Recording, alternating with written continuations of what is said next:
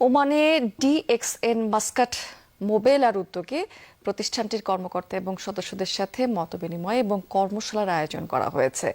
গতকাল অনুষ্ঠানে ওমানের নানা প্রান্ত থেকে ডিএক্সএন মোবেলা শাখার সদস্যরা উপস্থিত হয়ে তাদের মতামত প্রকাশ করেন। এ সময় ডিএক্সএন মাস্কাট মোবেলা শাখার কর্মকর্তা মোহাম্মদ নিজামুদ্দিনের সভাপতিত্বে বাংলাদেশিদের মিলন মেলা অনুষ্ঠিত হয়েছে।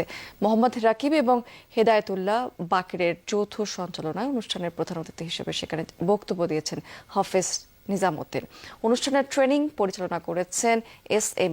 ওয়াহিদ। এই সময় বক্তব্য রেখেছেন তাজ উদ্দিন, সেলিম আহমেদ, আব্দুল কুদ্দুস। এছাড়াও অনুষ্ঠানে উপস্থিত ছিলেন ডিএক্সএন এর এজেন্টরা। বর্তমানে বিশ্বের 200টা দেশে চলতেছে। এই কোম্পানির অফার হলো তিনটা: হেলথ, ওয়েলথ এন্ড হ্যাপিনেস।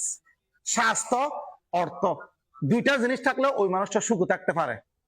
এখানে যারা আমরা প্রবাসী করতেছি, একটা সময় আমি প্রবাসী ছিলাম, এখন কিন্তু বাংলাদেশে আছি।